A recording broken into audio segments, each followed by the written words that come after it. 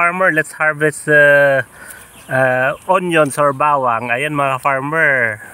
Pag mag-harvest ka, pag ganito na, ready na to harvest ang mga to, ibig sabihin, pwede mo nang i-harvest ngayon. Gagawin mo lang, bubunutin mo.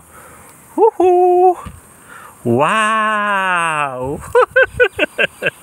O, diba? Wow! Wow! Meron pa. Meron pa doon. 1, 2.